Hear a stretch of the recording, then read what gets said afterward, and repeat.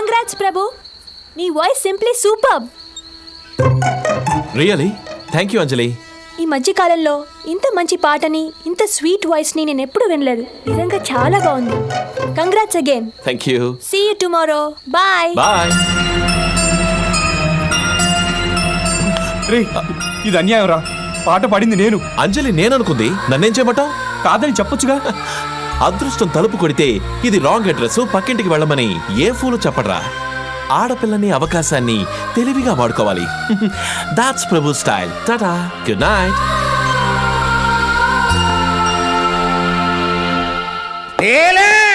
అబ్బబ్బబ్బబ్బా, ఎందుకు అరుస్తారు? చెవి కోసిన మేకల కాస్త మెల్లగా పిలవచ్చుగా. ఏంటి కట్టుకున్న మొగుణ్ణి పట్టుకుని చెవి కోసిన మేక తోక తగిన కోతేని పిలుస్తావా? నీకు అసలు బుద్ధుందా?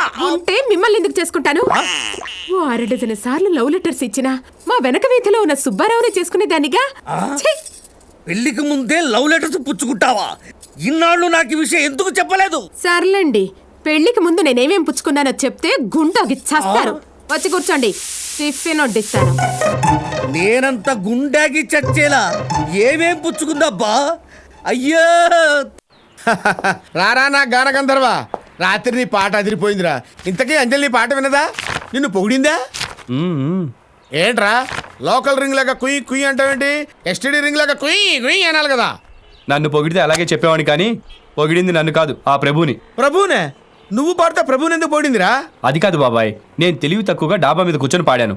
అంత లోపల ఆ ప్రభు వచ్చి ఆ పాట తనే పాడినట్టు అంజలికి బిల్డప్ ఇచ్చేశాడు. ఓహో, అంటే నువ్వు ఉత్తిత్ నారాయణలాగా వెనక నిలబడి పాడుతుంటే వాడు ఉదిత్ నారాయణలాగా అంజలి ముందు బిల్డప్ ఇచ్చాడనమాట. శబాష్. మేడ మీద కూర్చుని పాడావా? అక్కడెందుకు పాడావురా? వాటర్ ట్యాంక్ లో దూరి పాడపోయావా? మంచం కింద నక్కి ముసుగేశ్వరి పాడపోయావా? పొరపాటు అయిపోయింది బాబాయ్. పొరపాటు అవటం కాదురా, నీకు పొరపాటు చేయటం అలవాటు అయిపోయిందిరా. అక్కడ ఆపు. ఎంతైందయ్యా? 40 రూపాయలు సార్. తీసుకో.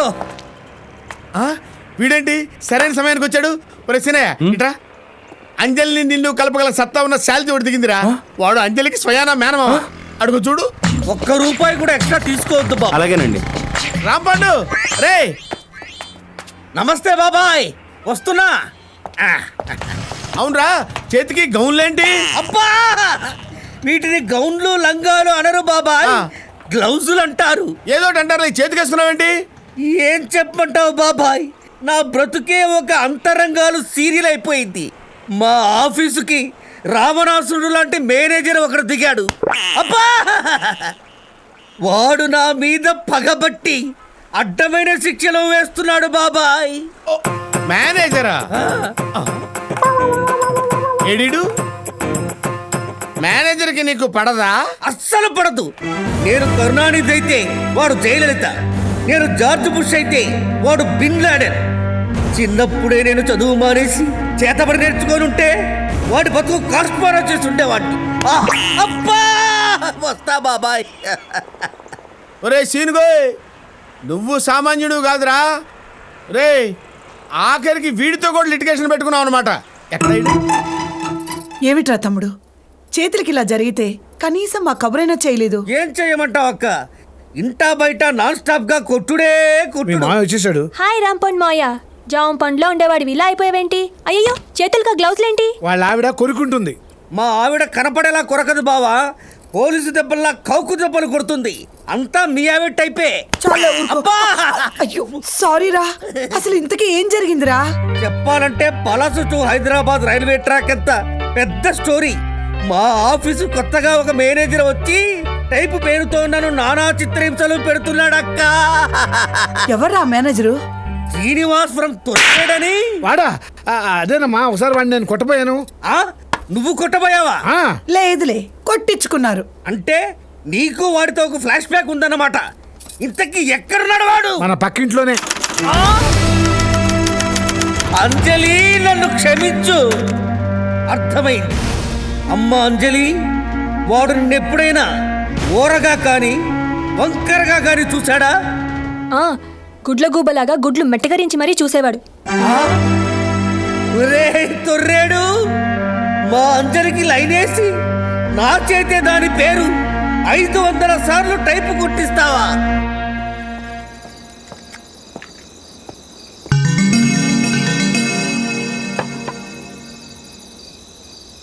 రే ఏంట్రా ఇవి?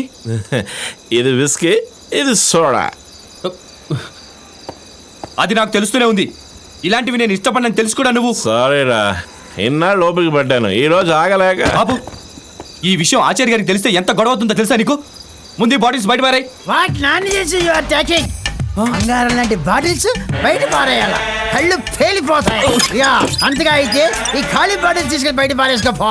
అంకుల్, మీరు మందు తాగానయ్యా, తాగాను. ఏ తాగకూడదా? ఏమయ్యా, అసలు మీ పై రూమ్ లోకి వచ్చి క్షణాలైంది.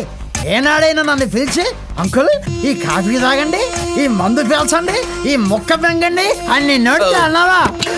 ఆ ప్రభుదేవ చూడవయ్యా, మర్యాద ఇచ్చాడు, మంచి నీళ్ళు ఇచ్చాడు, మందు కూడా పోయాడు. అంకుల్, అది కాదు.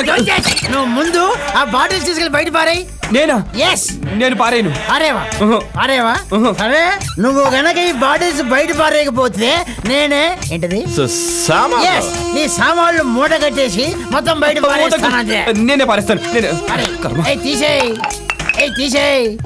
తీసేయ్. ఇంకో పెగ్గు. ఏంటి నాన్న నువ్వు అనేది? బుక్స్ గురించి చదువు మానేయాలా? అంజలి, నా దగ్గర ప్రస్తుతం అంత డబ్బు లేదు. అయినా ఒక్కొక్క పుస్తకం 1000 రూపాయలు తక్కువ లేదు. అందుకే ఆ రోజు నేను చదువు మానేమన్నాను. అయినా నా మాట వినకుండా వాడెవరో సేవ్ లాస్ట్ పంపించాలంటే ఫీజు కట్టి జాయిన్ అయ్యావు. మీ అమ్మ కూడా తగుదనమ్మా నీకు వంత పడింది. ఇప్పుడు చూడు. అది కాదండి, ఏం మాట్లాడకు, ఊరికే విసిగించకండి.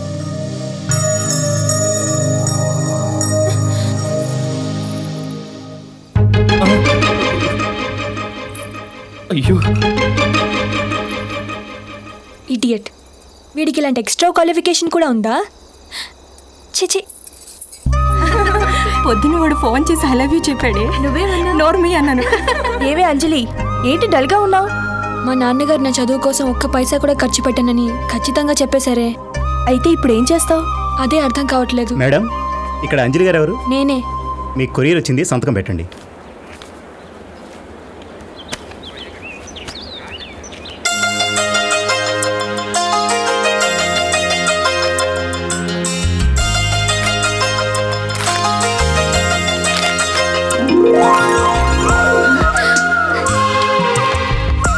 మీకోసం చిన్న కానుక, మీ శ్రేయోభిలాషి.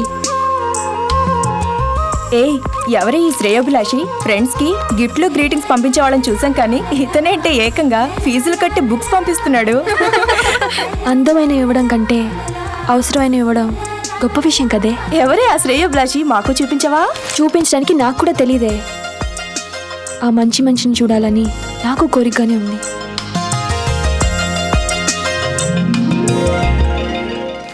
బాగుందిరా, చాలా బాగుంది. చాటుగా ఫీజులు కట్టావు, పుస్తకాలు పంపించావు. ఇంకే పోస్ట్లో మంగళసూత్రం కూడా పంపించాయి. అది ఎవరి చేత కట్టించుకొని లేచిపోద్ది. నువ్వు ఎస్టీడీ బుద్ధిలో కూర్చొని విషాద గీతాలు పాడుకుంది కానీ. బాబాయ్, లేకపోతే ఏంట్రా, ఎన్నాళ్ళు చాటుగా సాయం చేస్తావు? వెళ్ళిపోయి నీ మనసులో మాట చెప్పాయి. అంత ధైర్యం లేకే కదా బాబాయ్ ఈ కొరియర్ సర్వీస్ లో ప్రొసీడ్ అవుతున్నాను. పుస్తకాలు మట్టి మశానం అయితే కొరియర్ సర్వీస్ లో పంపించొచ్చురా, మనసులో పంపిస్తావు. అదే నాకు అర్థం కావట్లేదు. నీకు అర్థం కాదు, నీది అసలు బుర్ర అయితే అర్థం కావడానికి. డైరెక్ట్ డైలింగ్ లాగా అమ్మాయి దగ్గరికి వెళ్ళి ఓ గిఫ్ట్ ఇచ్చి మనసులో మాట చెప్పేసి. కారణం లేకుండా గిఫ్ట్ ఇస్తే ఏం బాగుంటుంది బాబాయ్? కారణం ఎందుకు లేదమ్మా, ఉంది. రేపు అంజలి పుట్టినరోజురా. నిజంగానా? అవునరా, నీ మీద ఒట్టు. మంచి గిఫ్ట్ ఒకటి పట్టు, అంజలి చేతిలో పెట్టు. అలాగే బాబాయ్. రే శ్రీనివాస్, మంచి అవకాశం చెడగొట్టుకోకరా. Okay.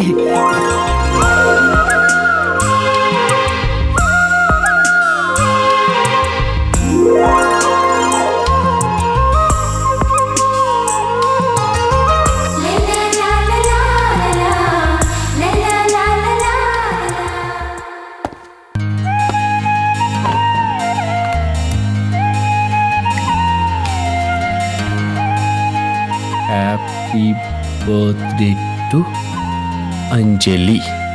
Shri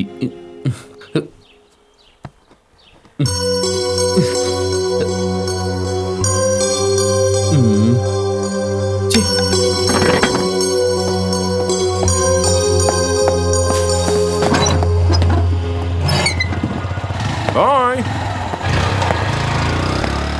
My heart is beat.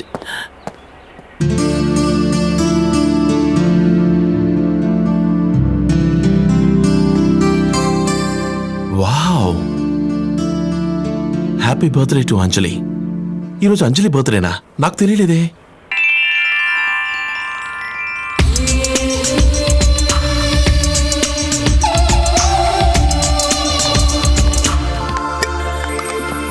Sweet తీసుకో. Many happy returns of the day.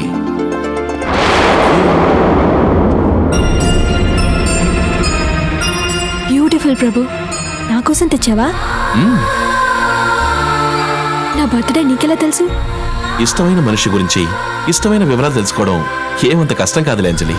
Thank you very much. You welcome.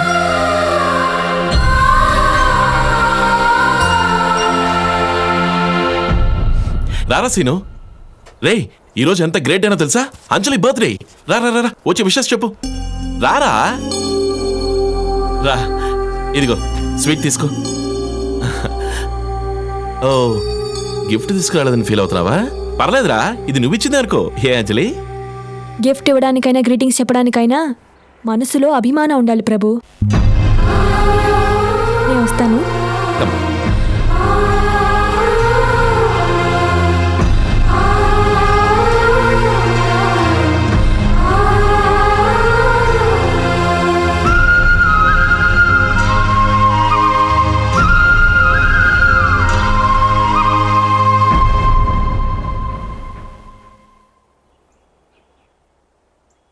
రే సారీరా, ఏదో క్యాషువల్గా గిఫ్ట్ కనిపిస్తే చేతిలోకి తీసుకున్నాను.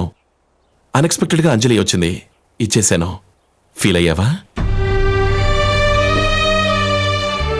ఫీల్ అవుతున్నాను రా. నీలాంటి వాడు నా ఫ్రెండ్ అని చెప్పుకోవడానికి ఫీల్ అవుతున్నాను. ఇక్కడికి వచ్చినప్పటి నుంచి నా డబ్బు వాడుకున్నావు, నా మంచితనాన్ని వాడుకున్నావు. కానీ ఈరోజు నా మనసుతోనే ఆడుకున్నావు కదరా.